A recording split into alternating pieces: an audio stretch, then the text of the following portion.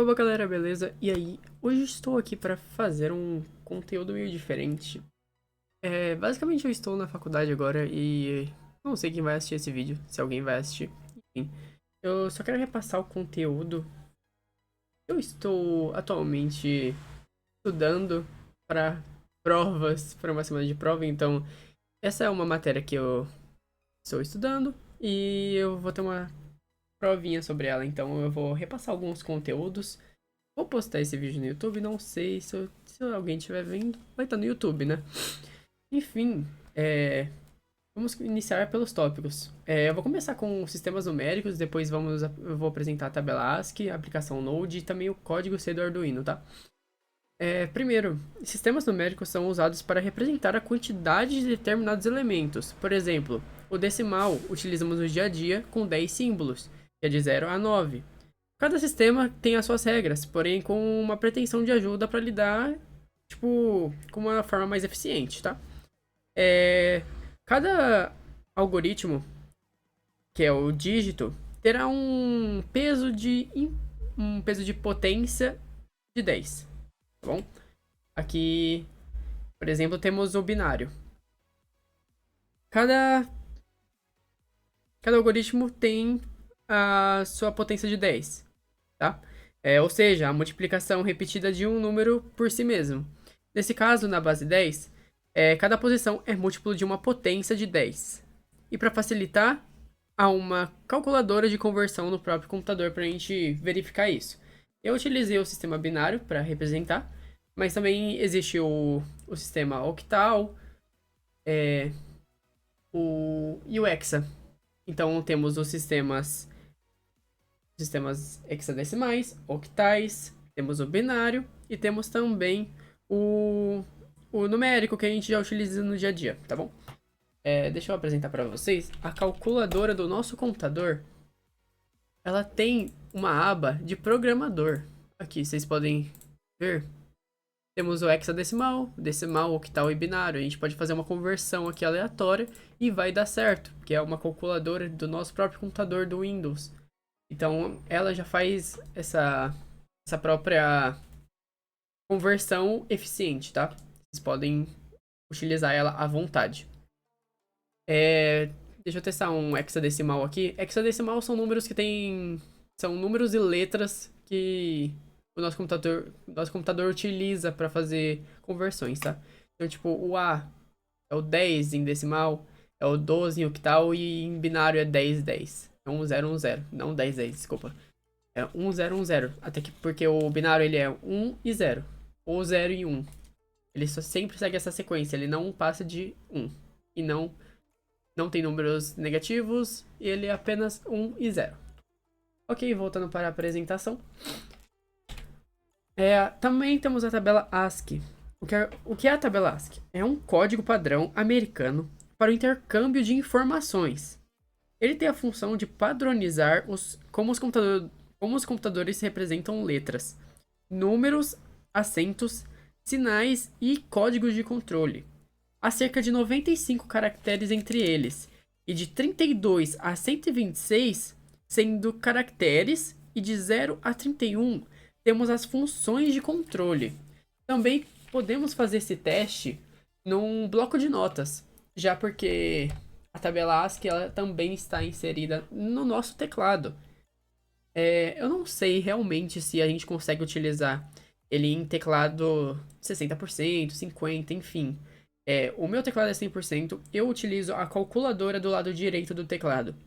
Não irei utilizar a de cima porque não funciona para mim. Aqui temos o bloco de notas.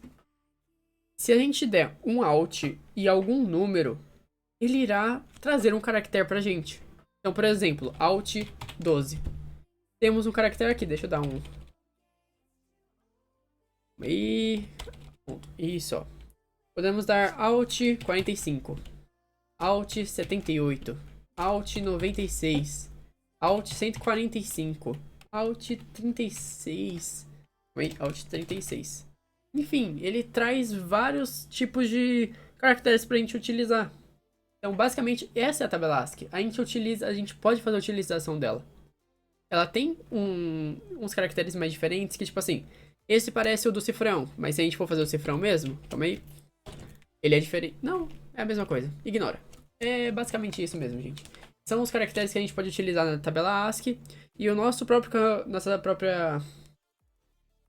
teclado também faz algumas semelhanças dele. Então, tipo, se a gente der o Ctrl um número, vai, o Ctrl 4, ou Shift 4, calma aí. Shift 4, ele trará a mesma coisa que a gente faria com Alt 69, enfim. Não sei se vocês entenderam, mas é basicamente isso que eu queria demonstrar pra vocês. Voltando para a apresentação, temos a tabela ASCII aqui. Essa imagem tá bem, tipo, programador mesmo de filme, sabe? Uns números aleatórios. Parece que se a gente colocar isso num monitor, alguém vai achar que é literalmente um código de programação que a pessoa está utilizando para hackear alguma coisa. Mas não. É só a tabela ASCII pra gente conseguir visualizar as informações de caracteres que existe em forma binária, decimal, hexadecimal e octal, tá bom? Também eu tenho que falar um pouco com vocês sobre a aplicação Node.js, que é o que eu estou utilizando no meu projeto em grupo, ok? O que é o Node.js, tá? Node.js é um ambiente de execução de código JavaScript, aquele de programação, tá? Com a possibilidade de criar aplicações em uma máquina servidora. Basicamente, ele é uma ferramenta que permite a capacidade de interpretar a linguagem JavaScript, tá? Aí tem as características dele, que é desenvolver soluções em API REST, que é criar interfaces para comunicação entre o sistema. Temos também a criação de chatbots, que é um desenvolvimento de programas que conversam com o usuário. Também temos os projetos IoT, que ele controla e monitora os dispositivos que a gente utiliza, tá? Também temos esse último que é dar a vida a soluções de web scraping, web server e até mesmo aplicações desktop, que eles extraem dados da web, eles fazem hospedagem de site e criação de aplicativos, tá? Então o Node.js ele realmente serve para muita coisa do nosso dia a dia. É muita coisa que o programador tem que fazer, o Node.js ele simplifica, tá bom? Também temos a utilização de Node.js, tá? Aqui, mas antes disso eu queria falar um pouco sobre a API, porque eu acabei de citar a API. A API é basicamente umas fontes que permitem a gente de, tipo, é, interligar, sabe? Fazer a ponte entre dois programas, para eles se comunicarem entre si. Para a gente conseguir utilizar dois programas utilizando um conjunto de regras, claro, porque a API sempre tem um conjunto de regras que devem ser seguidas. Então, basicamente, a API é uma ponte que a gente faz para utilizar entre dois programas que a gente quer juntar os dois, tá bom? Continuando, temos a utilização da Node.js, que através do npm a gente pode gerenciar todas as dependências do nosso projeto. O npm, ele permite o compartilhamento de módulos. Eu vou mostrar para vocês já a utilização dele. O npm-v é o tracinho normal do teclado, tá, gente? npm-v, quando a gente coloca no prompt de comando, no cmd lá, já vou mostrar para vocês, ele mostra a versão do nosso node module, tá? O npm install ou npm i, ele instala as dependências que a gente precisa da API dentro do nosso projeto, tá? Também vou mostrar isso para vocês. E o npm start, ele consegue dar um start na nossa aplicação. Aí a gente consegue utilizar ele no nosso navegador, utilizando a localhost 3300. E quando a gente faz o npm start, ele roda uma porta 3300 dentro do nosso computador. E caso você queira parar a API, é só dar um Ctrl C que ele já finaliza a API, tá bom? Eu vou demonstrar para vocês a utilização rapidinho. Aqui eu tenho um código que eu estou utilizando no meu projeto, tá? Eu vou abrir o terminal dentro do Visual Code mesmo. Aqui dentro eu posso fazer os comandos, tá? Aqui o npmv, ele tá mostrando a minha versão é 10.5.0, tá? Então, você realmente tem que ter uma versão instalada no seu computador, senão não irá funcionar. Ele não irá continuar. E caso você não tenha, você pode vir aqui no Google e instalar o Node.js, tá? E eu vou colocar na descrição, caso você não tenha, e caso você realmente queira seguir esse passo de API, esse mundo da programação, vai estar aí na descrição e você pode fazer a utilização, tá? Tá bom? Também temos o npm install ou npmi. Eu vou fazer aqui apenas um, tá? npmi. Ele está instalando as dependências e ele cria um node module dentro do seu arquivo. É muita coisa aqui dentro, muita coisa. Então, sempre que você quiser fazer algum salvamento disso em algum lugar, apaga essa node module, tá, gente? Porque senão vai ser muita coisa para você levar para outro projeto, para outro lugar. E caso você precise utilizar esse projeto novamente, você só faz o npmi ou npm install e já vai ter as dependências novas atualizadas ali, tá bom? E também temos o npm start, que é para startar a nossa aplicação, tá bom? npm start. Agora ele startou, tá bom? O que acontece aqui, ele tá tentando fazer o start, só que não tem nenhuma porta serial do Arduino, tá?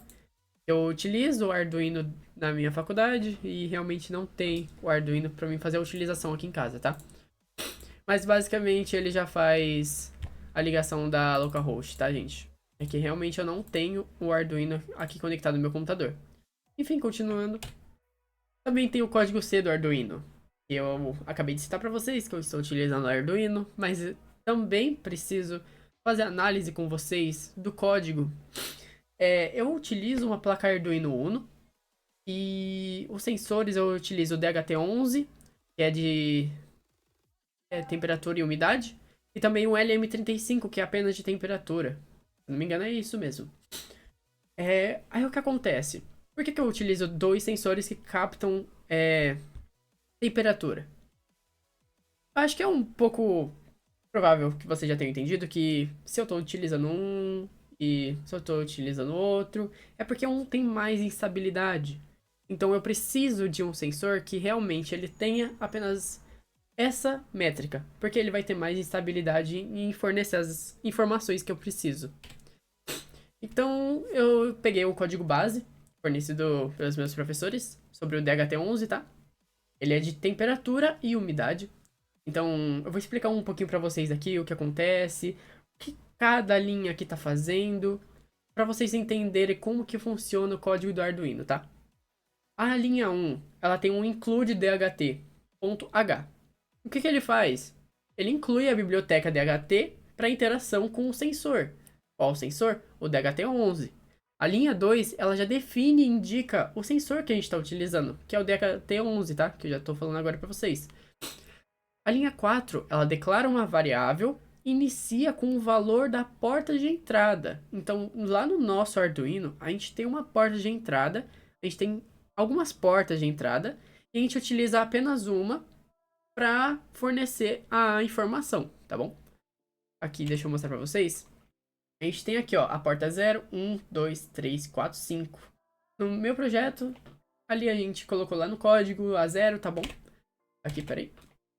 Aqui, ó, DHT pin 0 a 0, tá bom?